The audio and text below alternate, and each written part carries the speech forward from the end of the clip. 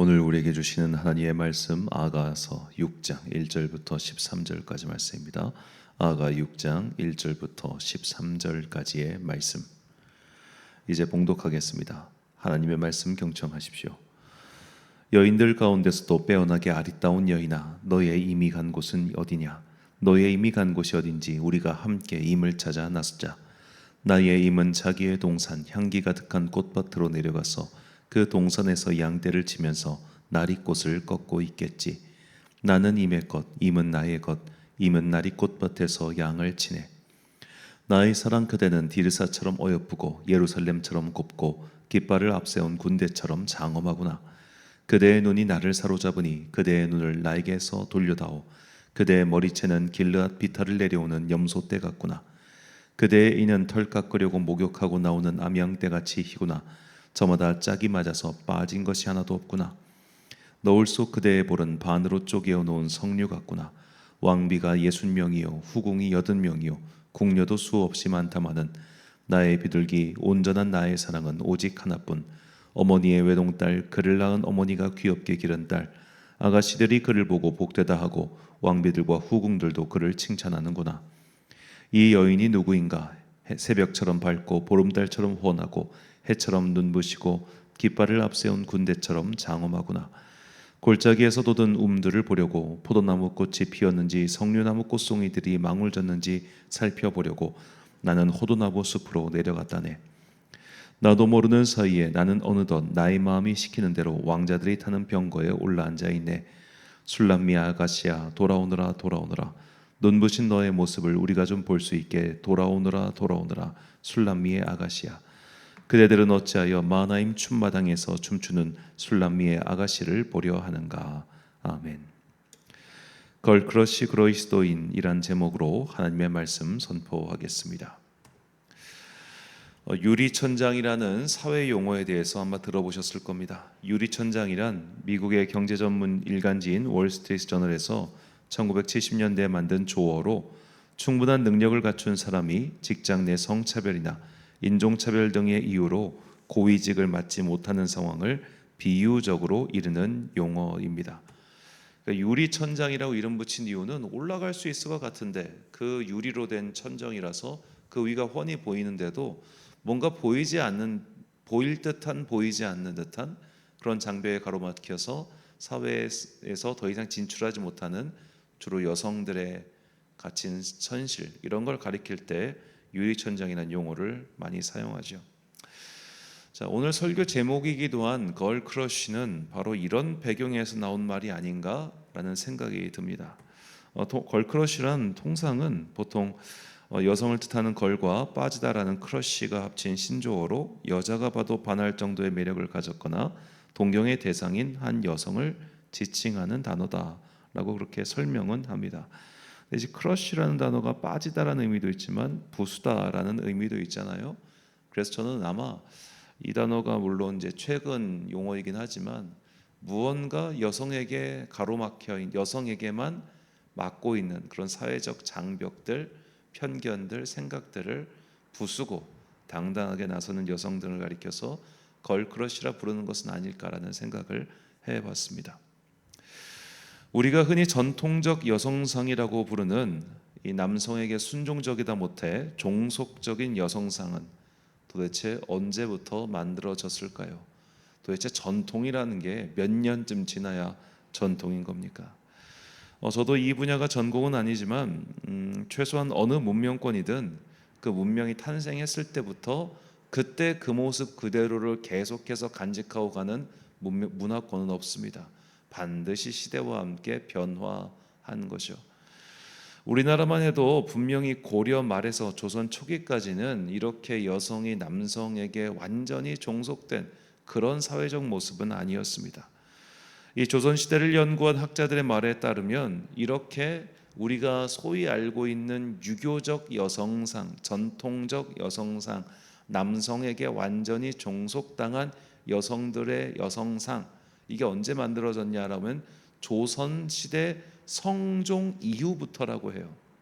그러니까 성종 때 경국대전이라는 걸 만들어서 이제 그 세부적인 내용들 보면은 이제 여성의 재가를 금한다든지 우리가 흔히 알고 있는 그런 칠거지약 같은 괴이한 풍습들이 물론 거기에 기록되어 있는 것은 아닙니다만 그 경국대전 반포 이후에 그런 문화, 그런 습성이 민간에까지 널리 퍼지게 된 것이죠. 그리고 나중에 조선 후기쯤 갔을 때 우암 송시열 등을 비롯한 이 조선의 근본주의 성리학자들 그런 사람들이 이런 것들을 더 강하게 만들었던 겁니다. 그러니까 전통이라고 해봤자 이 조선 중기 이후에부터 근대화 이전까지 만들어 놓은 이 모습 속에 우리가 갇혀 있는 것이죠. 자, 이것은 구약과 신약의 세계에서도 마찬가지입니다. 이 신약 성경에 나온 여성관을 보면 조선 시대만큼 여성에 대해서 억압적이죠. 어쩌면 더할 수도 있습니다. 여성은 성전 안에 들어갈 수 없었고 뜰까지만 갈 수 있었습니다.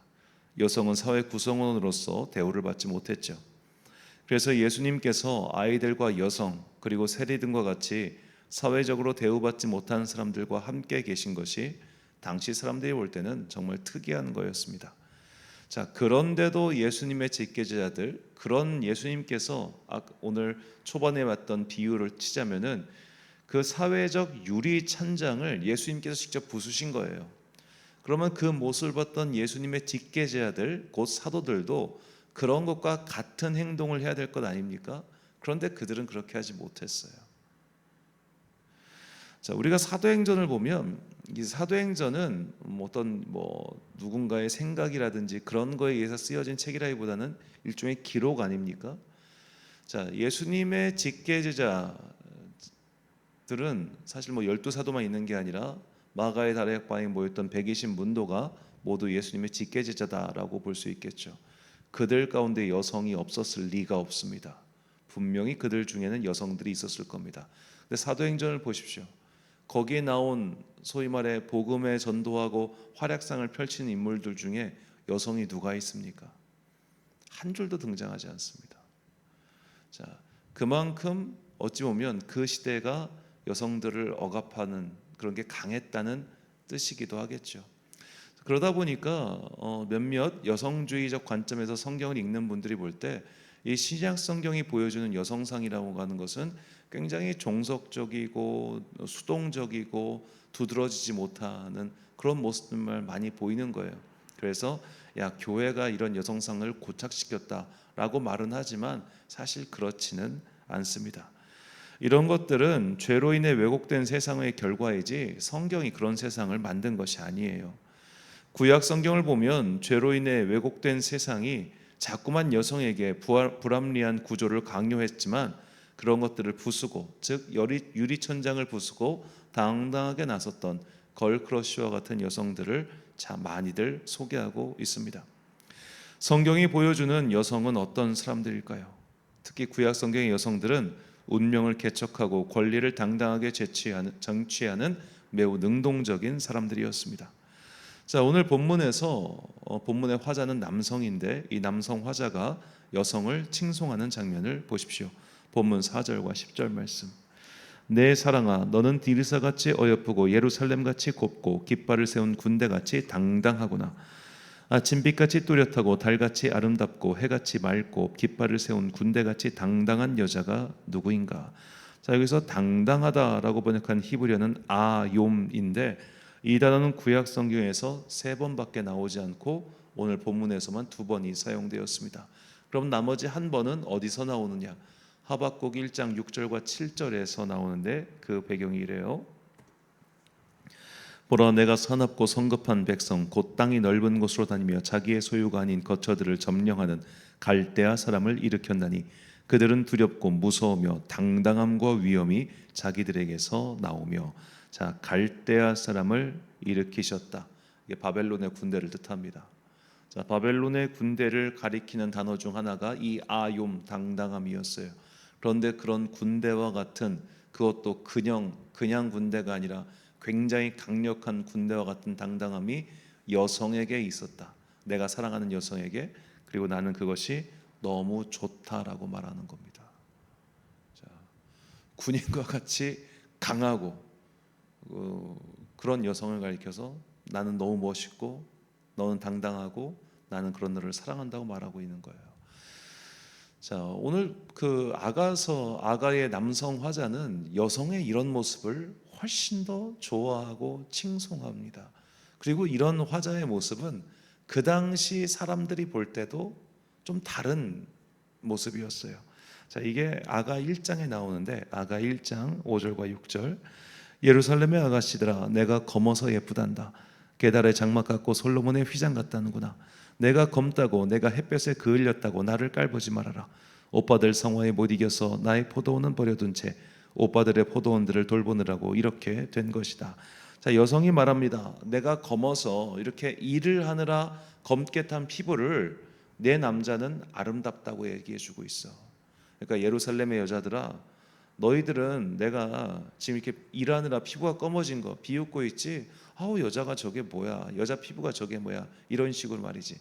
아니야, 내 사랑하는 사람은 나의 이런 모습을 더 사랑해줘. 그리고 오늘 화자가 다시 한번 얘기하는 거예요. 너의 그런 모습이, 너무나 당당한 그 모습이 나는 너무나 사랑스럽고 멋있다라고 말이죠. 자, 이 여성, 그러니까 오늘 이걸 신랑이라고 해도 되고 신부라고 해도 되고 뭐 그냥 애매해요. 그래서 일부러 제가 항상 여성 남성 이렇게 말을 하는데, 자, 오늘 본문에 나오는 이 화자의 대상인, 그러니까 남성 화자의 대상인 여성 화자, 그 사람은 일하는 여성이었어요. 남성들의 몫까지도 개의치 않고 맡아서 하는 여성이었습니다. 남성 화자는 이런 여성의 일하는 모습, 햇볕 아래 그을린 모습까지도 건강하며 아름답다고 칭송하죠. 성경이 말하는 아름다운 여성은 바로 이런 사람입니다. 그녀들은 남성의 꽃장식이 아니죠. 그들은 모두 개척하는 사람들이었습니다. 운명에 맞서는 사람들이었습니다. 죄로 인해서 왜곡된 세상과 맞서서 당당히 싸워 승리하는 사람들이 바로 구약 성경이 보여주는, 특히 믿음의 조상 계보에 적혀 있는 여성들이었죠. 자, 우리가 조금만 생각해 보십시오. 자, 아브라함과 사라의 이야기에서 항상 이 가정의 주도권을 누가 주고 있습니까? 사라가 쥐고 있습니다. 아브라함은 사실 사라가 말하는 대로 거의 한다고 해도 과언이 아닐 정도로 사실 부인에게 잡혀 살아요. 자, 리브가도 마찬가지였고 레아와 라헬도 마찬가지였습니다. 나중에 유다의 부인, 야곱의 아들인 유다의 부인도 마찬가지였죠. 자, 그들은 모두 쟁취하는 여성이었어요. 그저 가만히 앉아서 운명의 판결을 기다리고 남편이 하자는 대로 하는 게 아니라 적극적으로 의견을 개진할 뿐만 아니라 그 상황을 만들기 위해서 때로는 과감한 술책까지 쓰는 것을 개의치 않는 그런 사람들이었습니다. 그 외에도 계속해서 이스라엘의 역사를 보면은 그렇게 적극적인 여성들이 등장하지요. 예를 들어 다윗의 부인 중 한 명인 아비가일의 경우를 보십시오. 그의 전남편이죠. 죽은 전남편인 나발.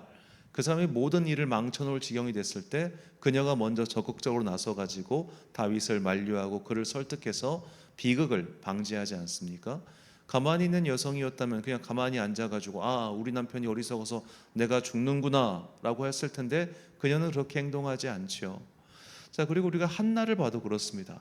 자, 한나는 어떻게 보면 되게 수동적인 여성처럼 보여요. 그냥 가서 기도했을 뿐이니까. 그런데 그녀는 남편에게 아무 말도 하지 않아요. 왜? 남편이 이걸 고쳐먹을 인간이 아니란 걸 너무 잘 알아요. 이 모든 일이 다 이 브닌나와 한나 사이 일어난 일들은 결국 남편인 엘가나가 행동을 잘못해서 벌어진 일인데도 그녀는 남편에게 뭐라고 하지 않습니다. 그는 하나님께 적극적으로 나가서 기도하죠. 그러니까 적극적으로 생각해보면 그 당시에는 성막에 여성이 들어가서 적극적으로 기도할 수 있었다는 이야기도 됩니다. 물론 성소까지는 못 들어갔겠지만, 자, 그런 식으로 가만히 앉아있는 사람들이 아니었다는 거예요. 주님께 나가서 매달려서 애걸복걸 기도를 하든, 혹은 남편을 어떻게든 이겨 먹어가지고 그 남편의 뜻을 꺾어버리든, 혹은 자기가 직접 나서가지고 재판을 벌여서 그 권리를 획득을 하든, 그녀들은 그저 가만히 앉아있는 여성이 아니었다는 겁니다. 이제 새벽 시간이라 일일이 다 설명하기 좀 어려운데, 이 종교개혁자 마르틴 루터의 부인이었던 카타리나 폰 보라도 그런 여성이었어요. 이 카타리나라고 하는 여성은 이제 루터가 먼저 죽고 나서 그의 자녀들을 이제 키워야 되는데, 그 당시 독일 작센주의 주법은 아내가 남편의 재산을 이제 승계하지 못하고 그의 자녀에게 바로 줘야 됐습니다. 그러니까 아내 몫으로 재산이 가는 거 없었어요. 그거를 재판을 벌여서 이겨냅니다. 그래서 남편이 먼저 죽었을 경우 이제 아내가 그 재산권을 취득할 수 있도록 그 법을 바꾼 여자였어요. 그리고 루터는 경제관념이 없었기 때문에 이 카타리나 폰 보라가 남편이 그런 어떤 모든 활동을 할 수 있도록 다 자기가 사업을 만들어 버립니다. 그래서 지금도 비텐베르크에 가면은 그녀가 만들었던 장원과 그녀가 했던 사업들 그 터가 남아 있다고 합니다. 자, 그 정도로 대단한 여성이었죠. 종속당한 사람들이 아니었어요. 개척하는 사람들이었습니다. 자, 이런 모습이 바로 오늘날 우리에게도 요구되는 성도의 바른 모습이라 저는 생각합니다. 여성이라 안 돼, 이래서 안 돼, 저래서 안 돼가 아니라 왜 안 돼? 그런 편견, 그런 유리천장을 부수고 나갈 수 있는 당당한 크러쉬 그리스도인들, 비단 걸크러쉬뿐만 아니라 맨크러쉬도 마찬가지예요. 뭐든지 간에 안 돼 하는 그런 모습들이 과연 성경이 말하는 모습인가? 대부분 그렇게 억압하고 누르고 안 된다고 하는 것들은 성경이 말하는 본래적인 모습, 즉 하나님께서 원하시는 모습이 아니라 죄로 인해서 왜곡된 결과물인 경우가 훨씬 많습니다. 여성은 교회 안에서 잠잠하라라고 하는 말이 하나님의 뜻이겠습니까? 아니죠. 그 시대가 이미 죄로 인해 왜곡된 세상이었기 때문에 그 세상에서 어쩔 수 없이 너무 심해지니까, 너무 나가는 사람들이 막 나가는 사람이 많으니까 그것을 통제하기 위한 말일 뿐 그거 자체가 하나님의 법도다라고 말하면 안 돼요. 그것은 창조 질서가 아닙니다. 하나님께서 여성을 남성의 돕는 배필이라고 만들었다고 하기 때문에 어떤 자들은 그래 여성은 남성에게 종속적인 자야라고 말을 하지만 거기 창세기에서 돕다라고 번역한 히브리어는 아자르인데 이것은 강자가 약자를 도울 때 쓰는 말이에요. 그러니까 우리가 자꾸만 뭣도 모르는 사람들이 그냥 아무 개념 없이 내뱉는 그런 말들 때문에 속거나 좌절하지 마시고 우리에게 둘러싸여 있는 이 죄로 인해 왜곡된 세상이 만들어낸 여러 가지 편견과 그런 유리천장들을 하나님께서 원하시는 바른 모습의 기준을 가지고 그것을 당당히 깨트리고 일어서는 그런 모든 성도가 되시길 주님의 이름으로 축원합니다. 그래서 잠언 기자는 그런 사람들을 가리켜 이렇게 칭송하죠. 잠언 31장 30절과 31절 말씀. 고운 것도 거짓되고 아름다운 것도 헛되나 오직 여호와를 경외하는 여자는 칭찬을 받을 것이라. 그의 손의 열매가 그에게로 돌아갈 것이요 그 행한 일로 말미암아 성문에서 칭찬을 받으리라. 아멘. 사랑하는 천안광성교회 성도 여러분, 그리고 이 새벽을 함께 깨우고 계신 귀한 주님의 자녀 여러분, 하나님께서는 절대로 여성을 남성의 하위 존재로 창조하지 않으셨습니다.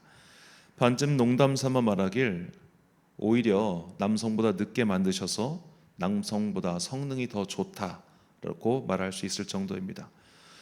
현대 사회에 이르기까지 우리가 보고 경험했고 또 알고 있는 남녀의 차별 등과 같은 일들은 하나님께서 그렇게 만드신 것이 아니라 인간의 죄악의 결과에 불과합니다.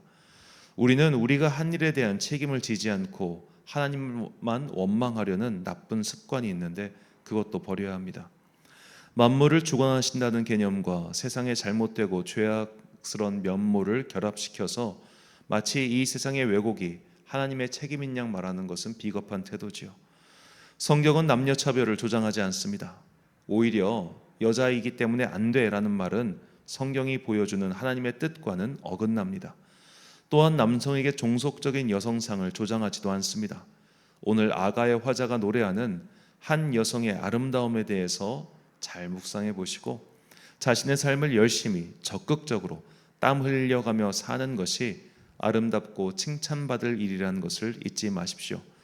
하나님께서는 우리가 수동적으로 살기를 원치 않으시고 능동적으로 당당하게 살기를 원하십니다. 주변 사람들의 평가와 시선 따위에 개의치 마시고 하나님 보실 때 두고 보기에도 아까운 그런 아름다운 삶, 당당한 삶으로 주님께 영광을 돌리는 그런 여러분과 제가 되시길 예수님의 이름으로 축원합니다. 기도하겠습니다. 사랑과 은혜가 풍성하신 아버지 하나님, 우리는 죄로 인해 왜곡된 세상 속에서 이상한 여성관을 강요하는 시대를 지나왔습니다. 이제는 그런 시대의 모습들이 많이 사라졌지만 아직도 남아있는 그 유리가루와 같은 잔재들이 때로는 누군가의 발바닥을 찌르고 때로는 누군가의 가는 길을 막는 그런 함정이 되곤 합니다. 성경이 말하는, 특히 하나님께서 원하시는 그런 모습은 이 모습이 아니었음을 말씀을 통해서 깨닫게 해주시니 감사합니다. 걸크러쉬가 되었던, 맨크러쉬가 되었던, 자꾸만 죄로 인해 왜곡된 세상이 누르는 그런 유리천장의 압박을 부수고 당당히 일어서는 주님의 자녀들 되게 하여 주옵소서. 그렇게 능동적으로 삶을 개척해 나가고 하나님의 뜻에 따라서 하나님께서 원하시는 그 모양을 따라 세상을 변화시켜 나가는 그리스도인들 자녀가 되기를 간절히 소망합니다. 한 주간의 시작인 월요일입니다. 특별히 다음 주까지 무더위가 계속된다고 하는데 주님이 무더위 속에서 우리 성도들의 안위를 지켜주시고 주님께서 그들의 머리 위에 은혜의 구름 기둥으로 인도하여 주옵소서. 이 무더위 시기를 잘 보내고 이제 가을의 시원한 바람을 기다리는, 소망 가운데 기다리는 그런 주의 자녀들 되기를 간절히 소망하오며 이 모든 말씀 우리 구주 예수 그리스도의 이름으로 기도드립니다. 아멘. 오늘의 기도 제목입니다. 우리를 가두려고 하는 사회의 편견과 제약을 물리치고 당당히 일어설 수 있도록 주님의 도움과 힘을 구하십시오. 오늘 주신 기도의 제목 가지고 기도와 묵상에 힘쓰는 하루 되시길 바랍니다. 기도하겠습니다.